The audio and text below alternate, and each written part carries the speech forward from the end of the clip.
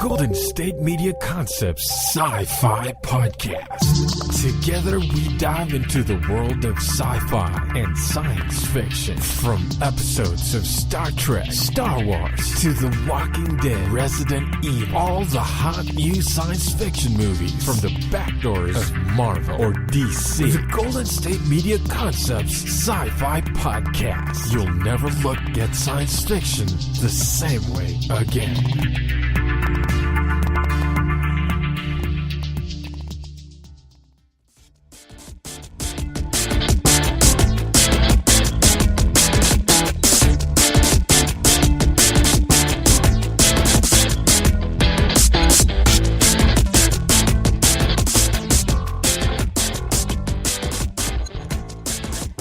Hello and welcome to the GSMC Sci-Fi Podcast, brought to you by the GSMC Podcast Network. I am your host, Sarah, and we have all kinds of sci-fi and fantasy news to talk about on today's episode. There is just so much in the world of sci-fi, from television to movies to books to Comic-Cons, video games. If you're listening to this podcast, then you probably know a little bit about sci-fi, so I'm not telling you anything you don't know, but we're going to cover not all of that today, but we are going to touch on some television show news, some book news, and some movie news, and a little bit of comic news, I think. So let's just see what we can get through in this episode, shall we?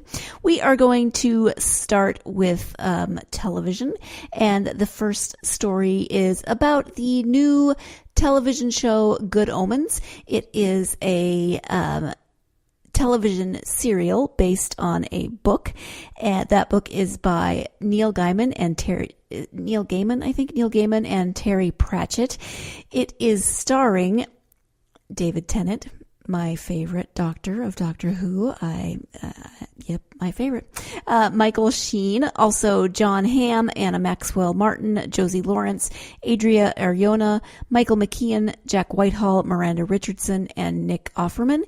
All 6 episodes of the serial will be released May 31st on Amazon Prime Video, and later broadcast weekly on BBC Two. So if you're a fan of Neil Gaiman and or Terry Pratchett, you have probably already read this book. It is based on the book Good Omens, The Nice and Accurate Prophecies of Agnes Nutter, Witch. And I want to give you the description of that book because you just need to know, if you're going to watch the show, I think you need to know what it's based on. So, according to the Nice and Accurate Prophecies of Agnes Nutter, Witch, in parentheses, the world's only completely accurate book of prophecies, written in 1655 before she exploded, the world will end on Saturday. On a Saturday. Next Saturday, in fact. Just before dinner.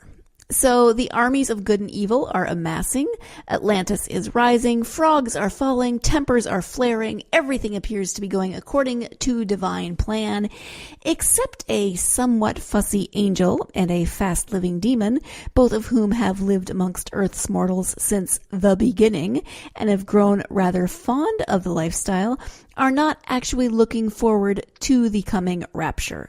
And someone seems to have misplaced the Antichrist. I have not read this book, but I need to put it on my list. I have read some of Terry Pratchett's books, and I have read some of Neil Gaiman's books. I just have not read this particular collaboration. Both authors have very strange senses of humor, and that is not a bad thing. But when I can only imagine when the two of them combine to write together that it is going to be interesting. The previews of Good Omens look interesting visually. It looks very kind of over the top and lots of interesting wardrobe choices and it's about the apocalypse, right? So of course it's going to be a little bit over the top. David Tennant is the demon. Oh, Doctor Who is a demon, but he is Crowley, a demon who has lived on Earth since the dawn of creation, originally called Crawley, and this is about the television show now. He is the snake who tempted Eve with the apple from the tree of knowledge image of good and evil. Interesting. Okay. Interesting fun fact on a side note, it wasn't actually an apple in the Bible, it just said fruit. But it has become in popular culture an apple, so we go with apple. Michael Sheen is Aziraphale, an angel who has lived on Earth as long as Crowley. In the original novel, he was the angel tasked with guarding the eastern gates of paradise. He and Crowley serve as representatives of heaven and hell, respectively, on Earth. Anna Maxwell Martin is Beelzebub. John Hamm is the Archangel Gabriel. Of course he is.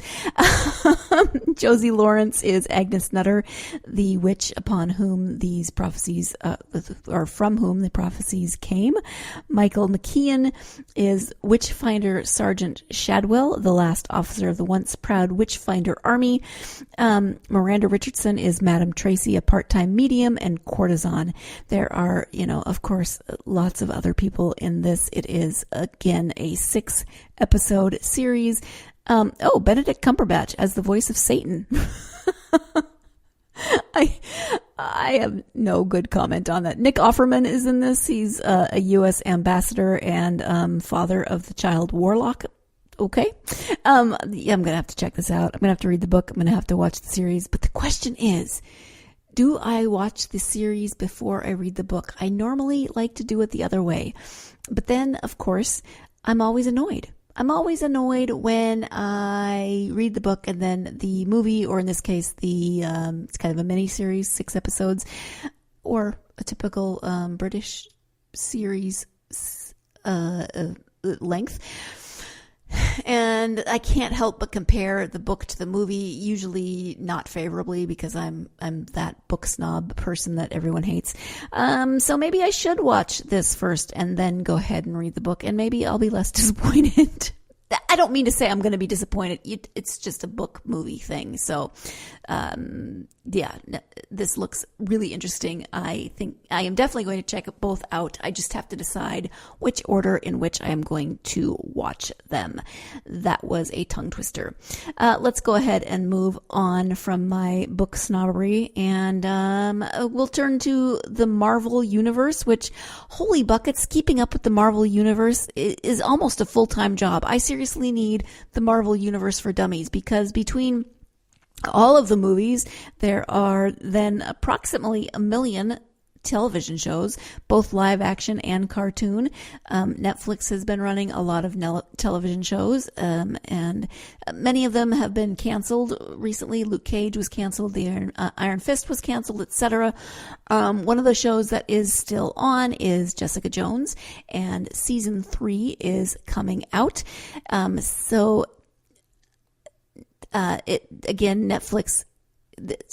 Jessica Jones is a Netflix show. It is going into its season 3. As I said, many of the other Netflix Marvel shows have been canceled, and I know people have been very upset about a lot of that. The tagline, though, for season 3 is sometimes not even heroes, and that's in quotes, heroes can save themselves. Netflix has shown, according to this article, that not even fans can save their favorite shows. But we can save the date for when we can finally watch the final season of this series. So it is only going to be 3 seasons, but at least we know that it'll only be 3 seasons, and there will be, I hope, some closure, because it's really frustrating when series that you like get canceled in the middle, and you kind of have to choose your own adventure and make up your own ending. So at any rate, Jessica Jones season 3 is coming out. It begins June 14th. It will be streaming on Netflix, and this will be the final season. So I'd love to know your thoughts. Are you excited about season 3? What did you think of the first 2 seasons? Do you think it's time to wrap it up with season 3, or would you like to see more? Speaking of Netflix, they have ordered an Egyptian supernatural story called Paranormal as a series. It is expanding its global filmmaking efforts with an adaptation of the Egyptian supernatural drama titled Paranormal by Ahmed Khaled Tawfik.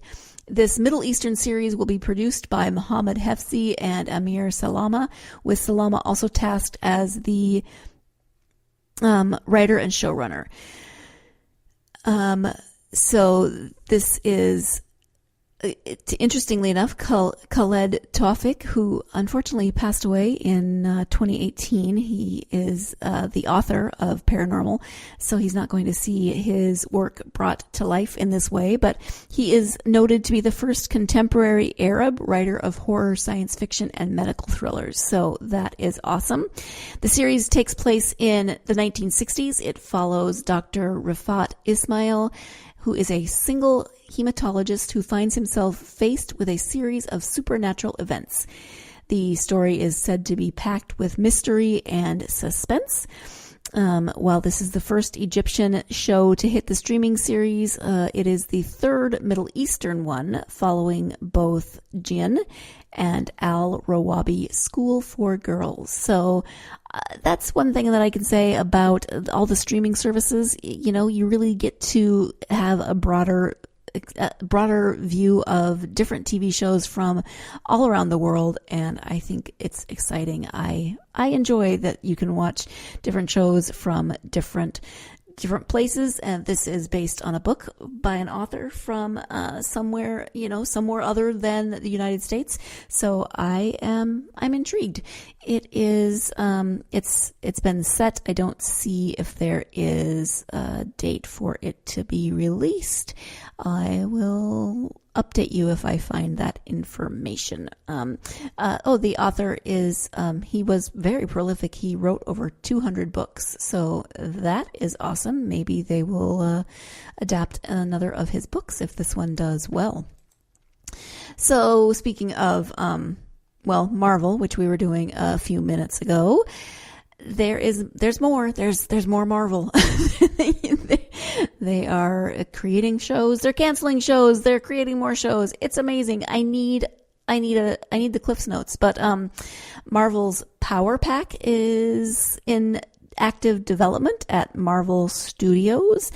There have been rumors about a project featuring these preteen super siblings for a long time, and this will be an animated feature or an animated series. So in mid-2018, it was reported that it was still under consideration. MCU Cosmic reports that Power Pack has been moved into active development, although it is unclear whether this is a movie or a TV series for Disney. So let's find out what Power Pack is. It was created by Louise Simonson in 1984. It revolved around the exploits of the Power, their real last name, siblings, who were given abilities by a kindly dying alien. Sure, that makes sense.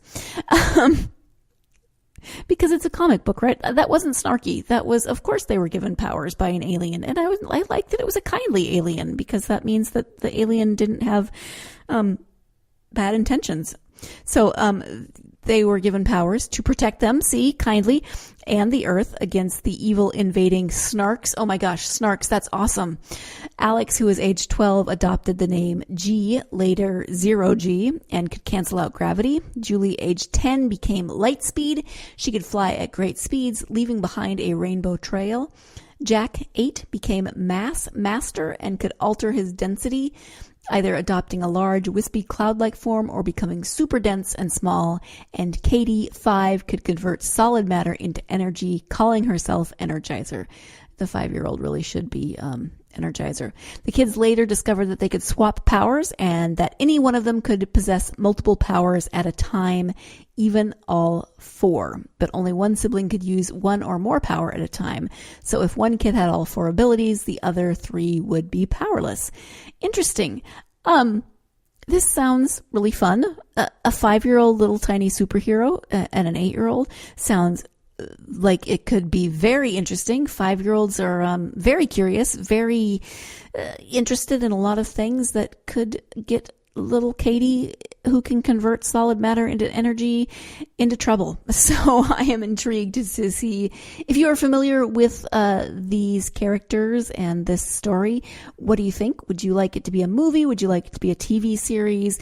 And actually, I said it was animated, but that was just the picture with the story. It doesn't actually specify if it's going to be animation or live action, whether it's going to be a movie or a TV series, but it is in active development. So, which would you prefer, live action, animated? And if you could have any of those siblings' powers, which one would you want? I think I want to fly. I'm not terribly fond of heights, but flying, I don't know, that just sounds fun, that she can fly and she leaves behind a rainbow trail. I'd like to make rainbows. I just think that would be nice.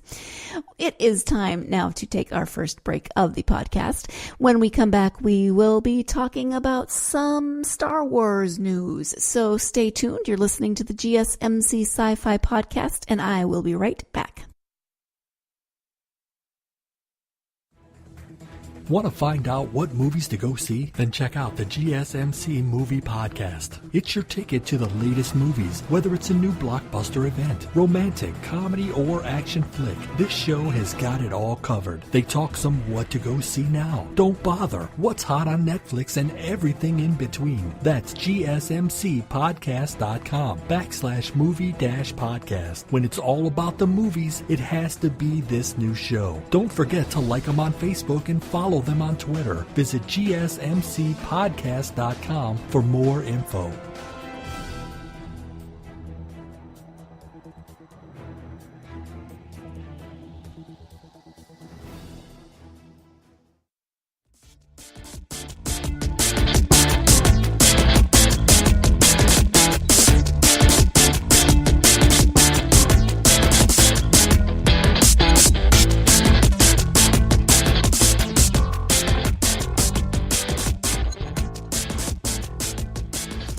Welcome back to the GSMC Sci-Fi podcast. We are talking about some sci-fi news. We just talked about some television and some movie possibilities. And now we are turning to the Star Wars universe. I am much more familiar with the Star Wars universe than the Marvel universe. Marvel mostly just because I'm so far behind. I don't think I'll ever catch up. But I am at least caught up on at least the Star Wars movies and some of the Star Wars television shows. My husband is a huge fan of the animated shows such as the Clone Wars, Star Wars Rebels, etc. So I have watched some with him. But there is now also going to be a theme park expansion at Disneyland and Walt Disney World Resorts. And so there is going to be, ahead of the soon-to-be-opened theme park, there is going to be a tie-in Star Wars Galaxy's Edge comic. And this tie-in reveals a mini prequel to Star Wars Episode 4, A New Hope. For most of us of a certain age, that is the first Star Wars movie, even though it's Episode 4. That's the one that we grew up with. We just call it Star Wars. A New Hope is, nobody calls it A New Hope. Of course, nobody, that's hyperbole. You know what I mean. But Galaxy's Edge number 2 returns to the end of the Clone Wars. On the planet Maigito, Jedi Master Ki-Adi-Mundi is murdered by stormtroopers commanded to execute Order 66. In present day, a First Order officer confronts legendary Ithorian Dok Ondar in his Den of Antiquities, a shop containing unique galactic artifacts located within Black Spire Outpost on the remote planet Batuu. So this is that's a little teaser of the upcoming backstory, and it is, of course, in comic book form. It is a precursor to opening the opening or the expansion of the theme park. I'm not going to, of course, read all of this to you because, that would just that would just be not right. But I'm scrolling through, and I see Guido, or a character that looks like Guido. I see Jabba the Hutt. I see Jabba's palace, where we have those pig-looking dudes. Yeah, I know I should know their names, but while I love Star Wars, I don't always know all of the tiny details of Star Wars, and I apologize. So there are comics.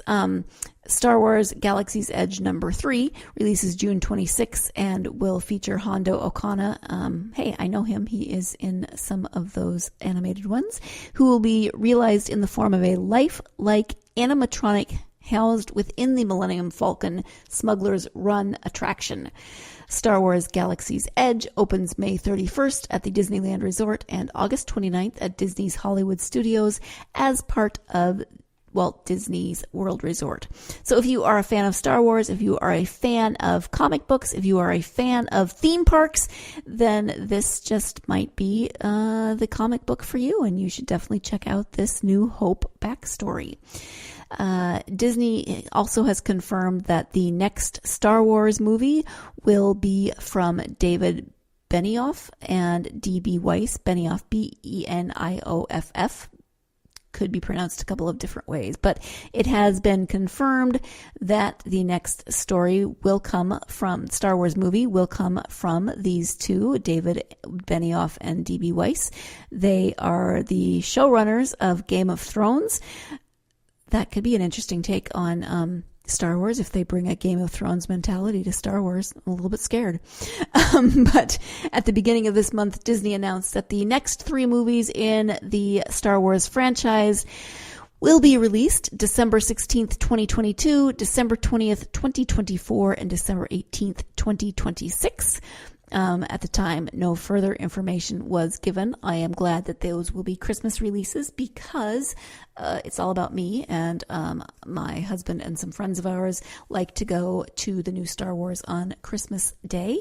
It has been a tradition, something that we have done for the last few years. We weren't able to the year Solo came out because it came out in May, but none of us saw it in the theater, and we actually watched it on Christmas Day anyway. But it was a sad Christmas Day with no Star Wars that year. So I am glad to see that at least in 2022, 24, and 26, we will have a standing date. I guess you know what I'll be doing on Christmas Day of those years.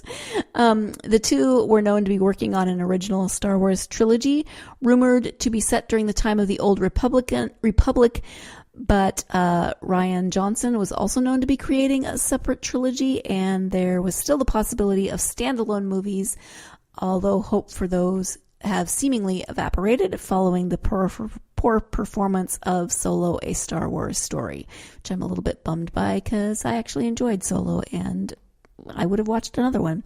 Maybe that's just me. It seems like it didn't do very well. So we do have another trilogy coming. We have dates for it. We just don't know exactly what it will be, where it will play into the Star Wars canon and the Star Wars universe, but we know who will be working on it, and we'll just now I'm just waiting to see if it's going to have a Game of Thrones feel to it. If so, as I said, I'm a little bit scared, but that's okay. We are going to take our second and final break of the podcast. When we come back, we'll be turning our attention to some book news. So stay tuned. You're listening to the GSMC Sci-Fi podcast, and I will be right back.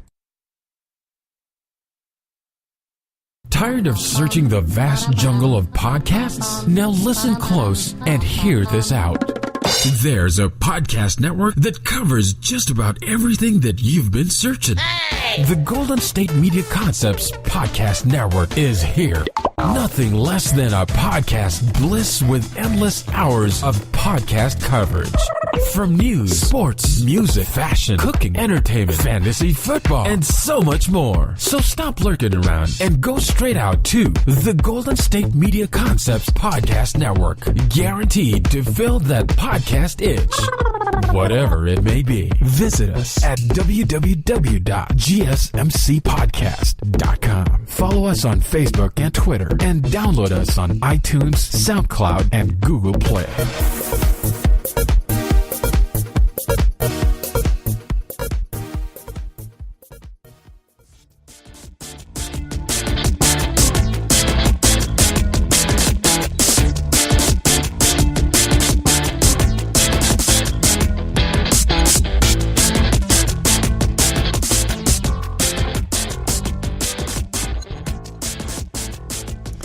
Welcome back to the GSMC Sci-Fi podcast. We are talking about some sci-fi news, of course. Talked about Star Wars in the last segment, and now I want to turn our attention to books because, as I gave away in the first segment, I am a book snob, for which I know it's annoying. But anyway, so I wanted to see what new books are coming out in the world of science fiction and fantasy. And as I was looking at the list, there is a new Stranger Things book coming out in the month of May. But also on this list, I just have to share the title of this book. It is by Maurice Broaddus. It came out May 21st, and it is called Pimp My Airship. You're not supposed to judge a book by its cover, but I'm totally judging this one by its title. It is, again, it's called Pimp My Airship. It's by Maurice Broaddus. It is a steampunk adventure that follows a poet named Sleepy, whose only goal is to stay out of trouble. That changes when he runs into a protester called 120 Degrees of Knowledge Allah and an heiress named Sophine Jefferson, whose life has fallen apart after her father was murdered. The three find themselves on a journey where they encounter mediums and criminals and a possible battle for the heart of the country. So if you are a fan of steampunk, maybe you are already a fan of Maurice Broaddus, but hey, the book is called Pimp My Airship. That makes me laugh, so I'm willing to at least look into it a little bit more, just based on the name. But as I mentioned, there is a new Stranger Things book coming out. Let's see, what date is that? May 28th, today. It came out today. It is called Stranger Things Darkness at the Edge of Town. It is by Adam Christopher. And of course, the third season of Stranger Things is debuting on Netflix later this summer. Lots of excitement around that third season. But in the meantime, Adam Christopher has written a new novel that follows the life of Chief Jim Hopper and his experiences before he ends up in Hawkins, Indiana. During the Christmas holiday in 1984, Eleven discovers a box labeled New York in Hopper's basement, and he's forced to explain his experiences in Vietnam and his time as a husband and father in New York City as a police detective. So if you are a fan of Stranger Things, if you're interested in some backstory on Chief Jim Hopper, then you should definitely check out this official Stranger Things novel. It is out today. Speaking of books that are out today, one of my favorite fantasy authors is Terry Brooks. I have been reading him since high school. He has been writing since the 70s. No, I did not go to high school in the 70s. I'm not that old. Old, yes, but not that old. This is... Oh man, where to even start? So this is the third of a trilogy that is wrapping up the Shannara series. And the Shannara series are the books that he has been writing since the 70s that started with the Sword of Shannara. Then there's just, I don't even remember how many books there have been, but 20, 30, somewhere around there. And the world has evolved. There was a series that seemed unrelated, but then turned out to be a prequel to this. And then there was a tie-in series from that, the Running with the Demon series that led into the Shannara series. So it's this whole big cycle of books. And, how he keeps everything straight is fascinating to me. Did I say it was by Terry Brooks? Did I actually mention that? So anyway, this third book in the Fall of Shannara series is came out today. It's called The Steel Assassin, and it's bringing this whole, at least part of this grand epic adventure to a bit of a close, which is, it's the end of an era. I can't imagine he's leaving this world behind completely, but maybe he is. I know he has written a completely different kind of book that was I can't think of the title, so I'm not going to give it to you, but he has branched off from the Shannara books, and so it's really going to be interesting to see where Terry Brooks goes after this. But this, as I said, is the third in this current trilogy called The Fall of Shannara. It is called The Steel Assassin. After the Black Elfstone and the Scar Invasion, those are the first two books in this trilogy. Comes the next chapter in The Fall of Shannara, a saga more than 4 decades in the making. You know, I keep saying it's a trilogy, but No, it is book 303, so it is a trilogy. I just wanted to double check that. The Scar have arrived in the Four Lands, determined to stop at nothing less than an all-out conquest. They badly need a new home, but peaceful coexistence is not a concept they have ever understood. An advance force under the command of the mercurial Princess Ajin has already established a foothold, but now the full Scar army is on the march, and woe betide any who stand in its way. But perhaps the Scar victory is not quite the foregone conclusion anyone assumes. The druid Drisker Ark has freed both himself and Paranor from their involuntary exile. Drisker's student Tarsha Kanan has been reunited with Dar, chief defender of what is left of the druid order, and is learning to control her powerful wish song magic. If they can only survive Tarsha's brother Tavo and the druid who betrayed Drisker Ark, they might stand a chance of defeating the Scar. But that is a very big if, as Tavo now carries the Steel, one of the most powerful weapons in all the Four Lands, and is hell-bent on taking his revenge on everyone he feels has wronged him. If you are looking for an epic series of books, it is high fantasy. I mean, this is an entire world, the world of Shannara, the world of the Four Lands. If you love high fantasy and you love series, then you should definitely check out Terry Brooks. I never know how to tell you to read them, if you should read them chronologically as they were written or chronologically in terms of the story. You can go onto Brooks's website and it will give you both of those listings so you can figure that out for yourself.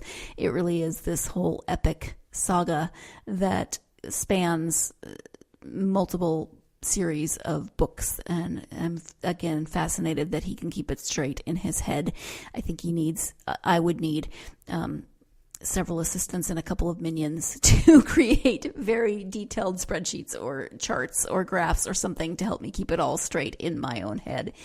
I am excited. It did come out today, so I will have to get around to reading it. I have read the first two in this series. I've read pretty much every Terry Brooks book, and definitely every book that relates to this series. So if you are interested in this type of book, then you should check it out. If you are already a Terry Brooks fan, I'd love to hear, are you excited about this book in particular? And, the whole concept of maybe this wrapping up the Shannara series. Is it time? Are you sad? What do you think? I think it is probably time to wrap up this episode of the GSMC Sci-Fi podcast. Join me again next time when we will be exploring more news. There's plenty of sci-fi fantasy news out there to sink our teeth into. So thank you for joining me. Join me again next time and have a great week. Thank you. You've been listening to the Golden State Media Concepts Sci-Fi Podcast, part of the Golden State Media Concepts Podcast Network. You can find this show and others like it at www.gsmcpodcast.com. Download our podcast on iTunes, Stitcher, SoundCloud, and Google Play. Just type in GSMC to find all the shows from the Golden State Media Concepts Podcast Network, from movies to music, from sports to entertainment, and even weird news. You can also follow us on Twitter and on Facebook. Thank you, and we hope you have enjoyed today's program.